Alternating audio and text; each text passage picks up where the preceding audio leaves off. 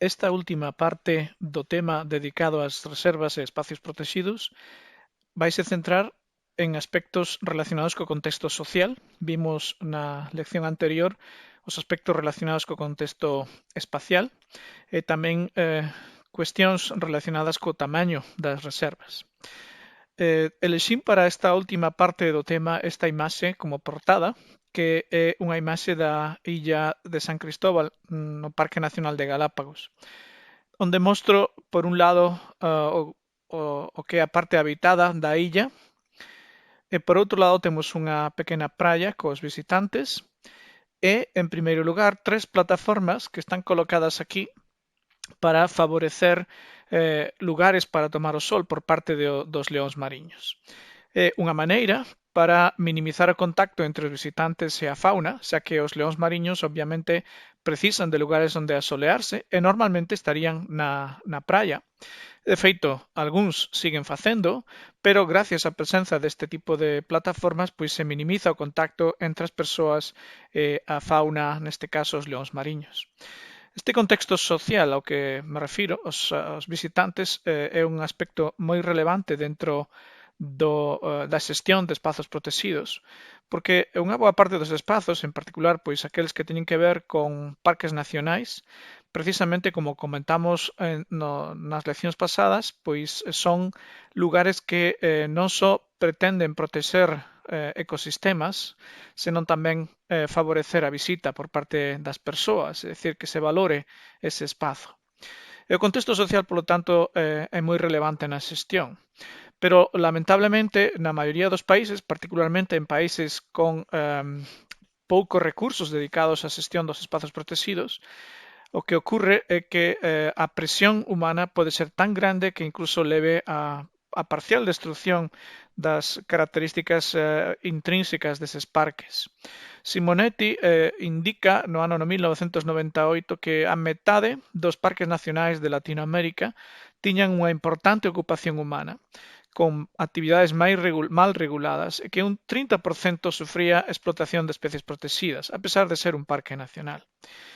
E a presión demográfica humana é moi alta precisamente porque unha das cuestións que ocurre é que cando unha zona se convirte nun parque nacional acaba atraendo o turismo. E iso é o que me refería co contexto social.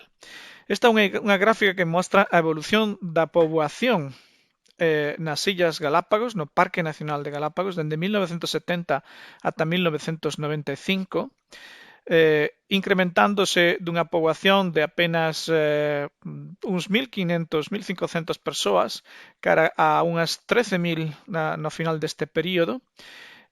Pola súa banda, o incremento en azul do número de turistas, que pasa tamén de apenas, está na parte esquerda, de apenas uns 5.000 turistas en 1970 a uns 56.000 no caso de 1995.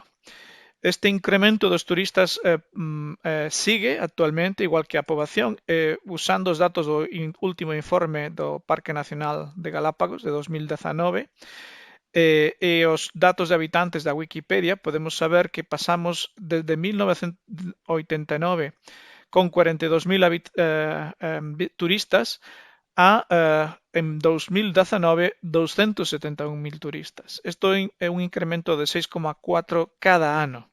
Evidentemente, se puxéramos aquí esa línea, que sería en azul, a esta mesma escala, teríamos que ir varias veces fora, porque isto chega solo hasta 60.000 e estamos a falar agora de 271.000 turistas. E ao mesmo tempo a poboación se multiplicou e hai agora 33.000 habitantes, cando no ano 1995, onde remata esta gráfica, o número total de habitantes era apenas de uns 13-14.000.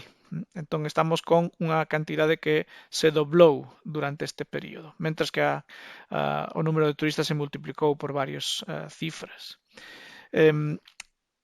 Isto non ten por que ser malo se aínda estamos dentro da capacidade de carga deses ambientes. E o importante é, polo tanto, a regulación do turismo. Temos que ter en mente que o turismo é moi importante para a conservación dos espazos protegidos. En moitos lugares a economía dedicada ou derivada, do turismo, como por exemplo na zona do Gran Yellowstone, que inclúe o Parque Nacional e zonas limítrofes, podemos ver como a economía que ten que ver con turismo basicamente, que aquí co chama resto da economía, sigue subindo ao longo dos anos, cada vez é máis importante, mentras que o que sería minería, agricultura e cuestións de manufactura industrial ten uns altibaixos, pero non está subindo nos últimos anos no período analizado. Por lo tanto, o turismo é o motor da economía de moitas destas zonas que teñen parques nacionais de grande fama. De feito, o ecoturismo pois, se pode ver como unha actividade pois, que favorece precisamente a conservación en moitos casos. Aquí vos poño un vídeo que podedes ver se queredes de novo na ligazón de YouTube que está aquí. Un vídeo que gravei no seu momento nas Illas dos Azores, na Illa do Pico en concreto, que mostra un grupo de golfiños alimentándose dun banco de sardiñas ou sureis, non estou moi seguro de que peixes eran, e ao mesmo tempo vemos aves que se tiran dende arriba e que están tamén atacando a ese mismo grupo de peixes. E algunhas delas pois teñen éxito e levan peixes. Ben, isto é un efecto interesante desta depredación. Eu estaba na auga precisamente actuando como ecoturista e gravando estas imaxes cando sorprendentemente os peixes pois, se achegan cara a min e o meu amigo Estéfano que estaba comigo na agua atopando que nós erábamos un sistema que lles daba protección. Entón, este é un exemplo de que a mera presenza dos turistas pode alterar relacións ecolóxicas básicas, neste caso unha relación de depredador-presa. Os peixes aprenderon que os turistas, neste caso eu máis o meu amigo, somos a súa salvación cando están sendo atacados polos golfiños. Entón, o turismo en sí mesmo evidentemente pode ter efectos sobre as zonas protegidas. E isto é normal en calquera lugar do mundo. Aquí vedes turistas no río Okavango en Namibia ao amancer. O sea que o contexto social é moi importante e o ecoturismo podémolo definir de varias maneiras, non? Pero unha definición que me gusta esta de Coburn Isaacs, pois é que dice que a viaxe responsable que conserva os ambientes naturais e mantén o benestar das culturas locais. É dicir, é viaxar a zonas relativamente pouco perturbadas co objetivo específico de estudiar, admirar e desfrutar da natureza. É dicir, entraría dentro da actividade de ecoturismo, pois, por exemplo, fotografiar organismos, visitar eses lugares sen deixar ou deixando o mínimo posible de trazas. Non? Os parques nacionais de Costa Rica son a principal fonte de ingresos do país e o mesmo ocorre en varios máis países do mundo como Kenia, Ecuador, Madagascar ou Nepal. Por exemplo, en Ecuador a entrada como turista no Parque Nacional Galápagos conleva o pago dunha tasa de $100 por persoa, o cual, pois, evidentemente é unha cantidade de ingresos ben importantes, sobre todo se tedes en conta o número de turistas que visitan ese parque cada ano. O Parque Nacional de Amboseli en Kenia proporciona uns $40 por ano por hectárea. Bueno, son datos antiguos, pero en claro contraste cos $0,8 que produciría se se usase únicamente para a agricultura. Se ten calculado que cada león do parque pois proporcionaba uns $20,000 por ano e cada grupo de elefantes uns $600,000 por ano en turismo, que é moitísimo máis do que estes animais valerían se se empregasen como fonte de marfil. Evidentemente, isto é un exemplo de que os recursos obtidos co turismo poden ser moi importantes en moitos países e, polo tanto, temos que ter moi en mente isto cando falamos da xestión de reservas protegidas. Pero hai que ter límites a todo. Por exemplo, mirad esta imaxe que está extraída do libro de Dobson, Conservation and Biodiversity, onde se ve un grupo de turistas pois totalmente fascinados, por suposto, quen non estaría, ante os gorilas de montaña. Evidentemente, como dice aquí no pé da figura, pois están demasiado cerca, probablemente, tanto para a súa seguridade como para a seguridade dos animais. O turismo é un motor de espazos protegidos. Aquí tedes outro exemplo de unha asociación indígena que se chama así, Asociación Indígena en Defensa de la Ecología Samiria, no Parque Nacional de Pacaya-Samiria en Perú. Esta organización, por exemplo, pois leva aos turistas a visitar distintas zonas da selva e é unha importante fonte de ingresos para estas persoas. Aquí vedes outra imaxe da observación de cetáceos na Illa do Pico en Azores. Precisamente observar cetáceos pois ten que ser unha actividade que debe estar regulada. Esta idea de nadar cerca dos cetáceos pois se permite, por exemplo, en Azores, non se permite en outros sitios, por exemplo, non bañarse ou non bucear cerca dos animais, é unha das códigos de conduta para observar cetáceos en Canarias, se non me equivoco. Sí, aquí está no Boletín Oficial de Canarias. E aquí se dan unhas líneas maestras de como hai que aproximarse, como hai que comportarse cando se está observando os cetáceos, non? Entón, temos que ter moi en mente esta cuestión da relevancia do ecoturismo.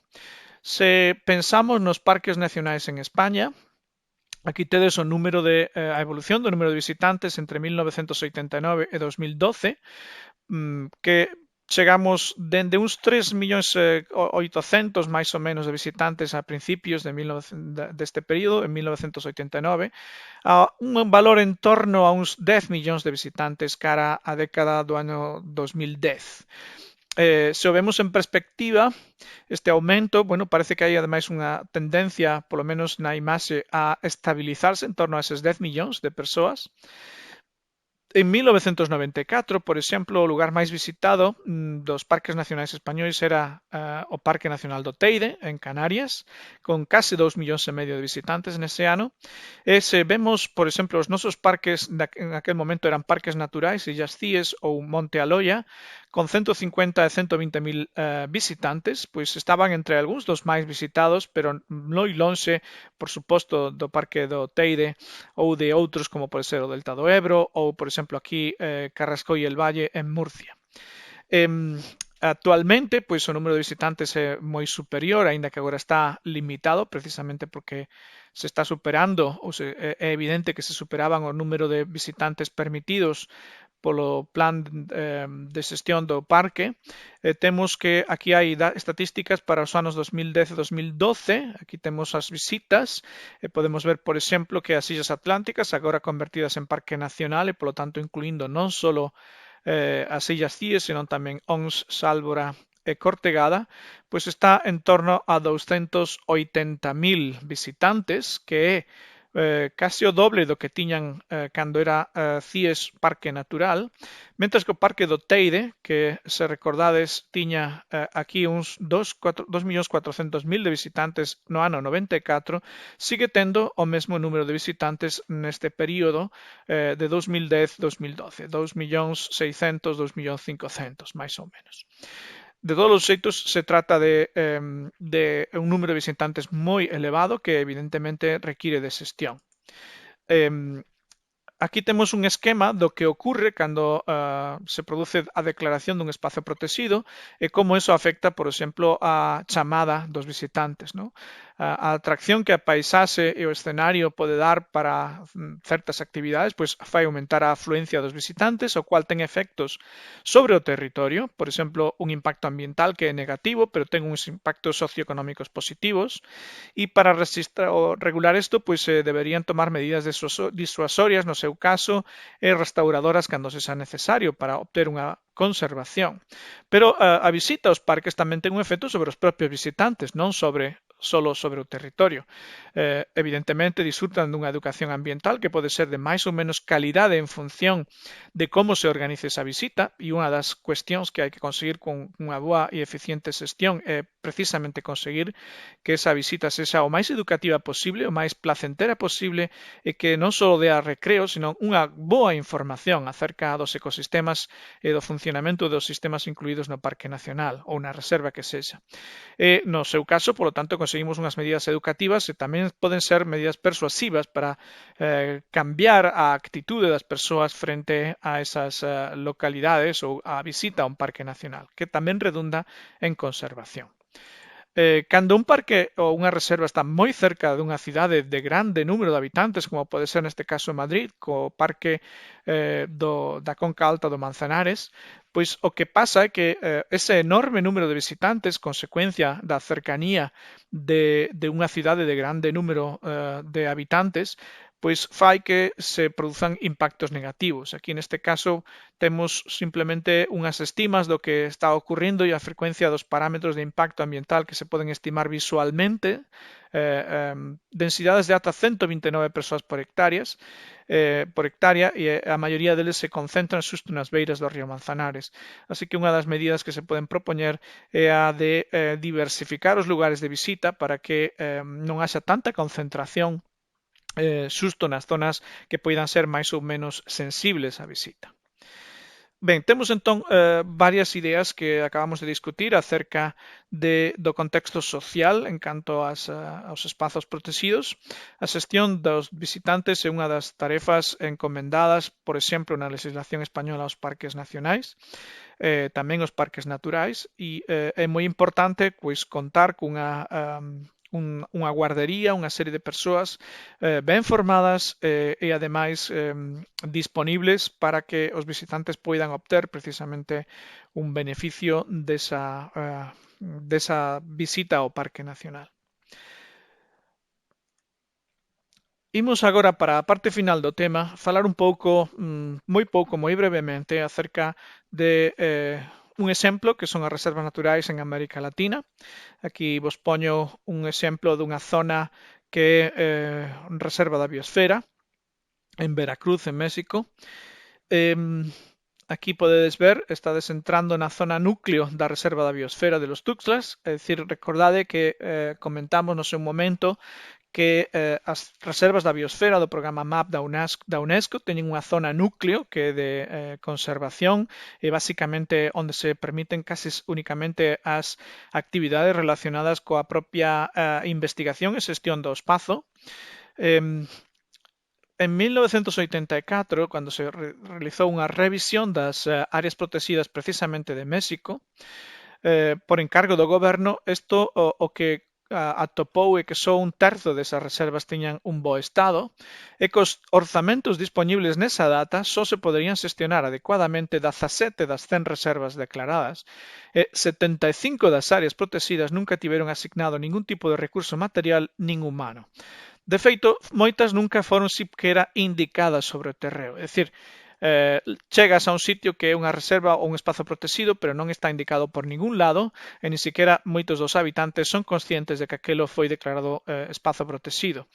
A consecuencia, a deforestación e destrucción da maioría deses lugares en un lapso de tempo moi breve, dando lugar á perda das razóns polas cuales esas zonas foran seleccionadas para ser un espazo protegido.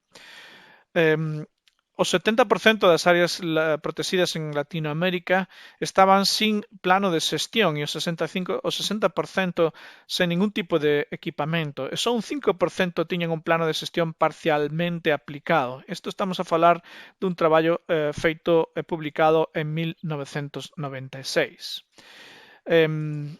Se imos aos distintos países de América Latina, temos estas porcentaxes de zonas protegidas. Argentina menos do 5%, Puerto Rico solo un 1%, Haití tamén menos dun 1%, son os países que menos teñen, e sen embargo podemos ver Venezuela con un 33% de superficie protegida, Chile con un 18%, e outros países como República Dominicana co 20%, que son os que máis, Ecuador un 23%, son os que máis superficie protegida teñen. É interesante as diferencias entre países. Considerade a diferencia entre Haití e República Dominicana. De feito, se vemos imaxes de satélite da fronteira entre os dous países, podemos ver que Haití está completamente destruído, deforestado, mentras que en República Dominicana, afortunadamente, aínda quedan bosques en bo estado de conservación en moitos dos seus parques nacionais, aínda que isto non indica ou non quere decir que non haxa problemas, que os hai pola presión humana tamén en República Dominicana. Algúns das reservas, como comentamos no seu momento cando falamos da forma de gobernanza das reservas, son, por exemplo, exemplo, privadas, como este cartel na Reserva Privada de Rara Avis en Costa Rica. Costa Rica é un dos países que ten entre un 11 e un 15% da súa superficie protexida e é unha zona pois onde os recursos precisamente derivados dos visitantes son de primordial importancia para a economía do país. Así que hai moitas reservas privadas. Como vedes aquí, área sujeta al pago por servicios ambientales, modalidad protección de bosque. Es decir, que aquí tenemos un sistema de gobernanza, un sistema de xestión onde se procura a protección do bosque precisamente porque eso dá unha serie de servicios ambientales que evidentemente se o bosque desaparece quedaríamos sen eles. Entón, hai moitas diferencias entre os distintos países en cuanto a cantidade e a proporción de espazos protegidos e sería evidentemente desexable que a maioría dos países optaran por unhas maiores porcentaxes de espazos protegidos, pero sobre todo non tanto sobre o papel, senón que existiran de realidade cando un vai ao campo e atopa eses lugares. Non? Incluso países moi pobres están dedicando unha grande cantidade dos seus recursos a proteger os seus espazos protegidos. E isto é moi relevante considerando países ricos como, por exemplo, Brasil, aínda que agora estea pasando por unha crisis importante, que ten unha porcentaxe de áreas protegidas pois moi baixa, menos do 3% da súa superficie. Ben, o último exemplo que quería poñer é o sistema de áreas protegidas de Galicia. Podedes ir a esta ligazón, bueno, se buscades en Google atoparedes enseguida a ligazón, pero esta ligazón da Dirección Xeral de Conservación da Natureza, a sección de espacios protegidos, onde podedes atopar información acerca de todas e cada unha das áreas protegidas de Galicia. Precisamente esta é unha das tarefas que vos deixo pendentes. Visitade esa página web e observade cales son o número de espazos protegidos que temos disponibles nas distintas categorías. Xa sabedes que só temos un parque nacional, que é o Parque Nacional das Illas Atlánticas, pero hai toda unha serie de parques naturais e despois hai outras figuras de protección como monumento natural ou paisaxe protegida ou simplemente unha zona incluída na Rede Natura 2000. O Parque Natural é unha categoría específica dentro da nosa legislación. Aquí vedes un cartel que é curioso porque está aí en Barro, en Pontevedra, que indica o Parque Natural Ría Barosa, que evidentemente pois o que se trata de un parque, sí, un parque para visitantes, unha zona ben interesante de un regato que ten unhas cascadas, unhas fervenzas ben bonitas, pero non é un parque natural no senso da legislación de protección da natureza, aínda que sexa, dende moitos puntos de vista, un lugar visitable e, polo tanto, un parque que podemos chamar natural, no senso de que ten no seu atractivo precisamente a natureza.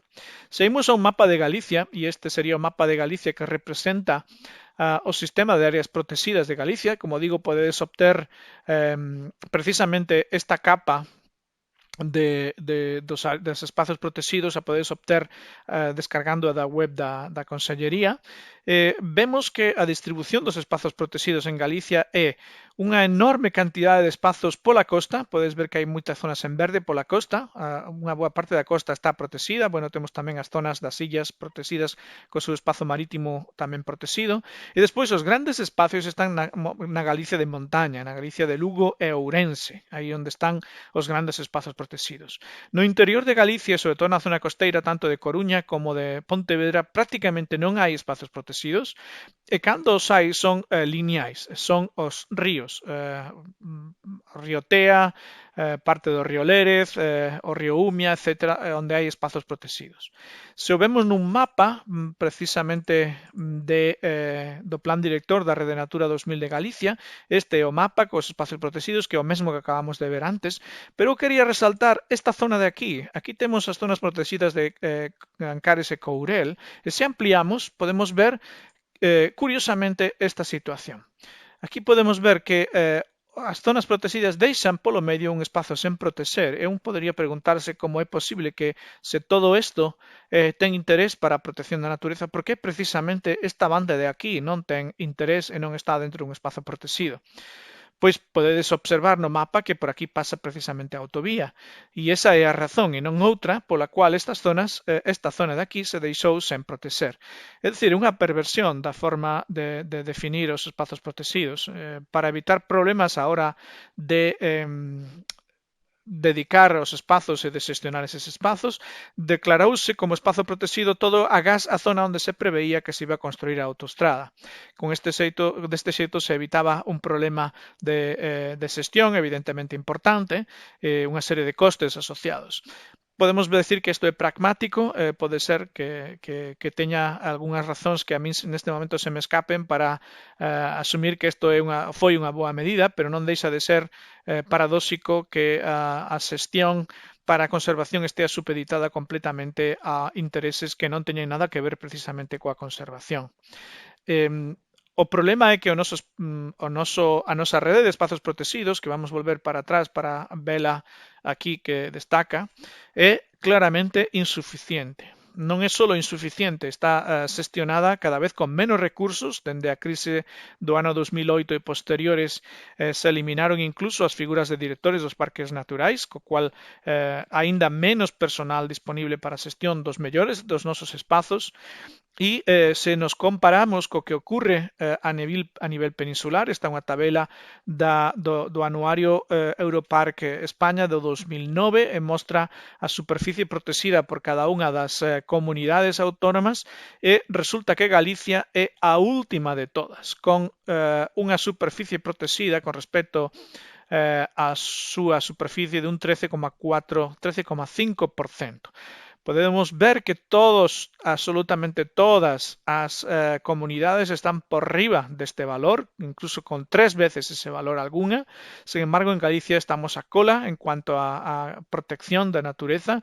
Estes datos, que son un pouco máis recentes, do anuario de 2013, volve a mostrarnos que temos unha porcentaxe de superficie protexida moi baixa, 11,8%. Agora están incluídas aquí en rexións que non estaban antes, por eso xa non somos os últimos en cuanto a superficie protegida terrestre, pero somos todavía un dos últimos dentro desta comparativa. Se nos vemos precisamente por comunidade autónoma nun mapa, aquí podemos ver, nós estamos con valores dun 12 ou un 13%, que son os máis baixos. Esos son os especios naturais protegidos e isto é incluindo ademais a Rede Natura, prácticamente non cambia, mentres que Extremadura, que só tiña un 8% de espacios naturais protegidos, pasa a un 31% cando se sube a Rede Natura e podemos ver que eso ocurre en todas e cada unha das demais rexións. Murcia ten un 6%, por eso estábamos nós por diante en cuanto a espacios protegidos, pero cando sumamos a Rede Natura 2000 pasa un 23%. É dicir, a todas luces, o noso sistema de espazos protegidos regional está moi lonxe da media do Estado, dende logo está moi lonxe de ser unha rede de reservas óptima. E aquí hai moito espazo precisamente para realizar o que se denomina e que explicamos neste tema unha análise de carencias do noso sistema de espazos protegidos. Deberíamos de optar por un aumento desa rede de espazos protegidos e polo menos igualarnos ao resto das comunidades ao noso redor. Aínda que hai cada vez hai unha revisión da Rede Natura 2000 que aumenta esta porcentaxe, pois estamos aínda lonxe do que debería ser considerado como mínimo ou como estándar dentro do noso ámbito xeográfico. Ben, con isto rematamos esta última lección bastante breve de tema dedicado a espazos protegidos.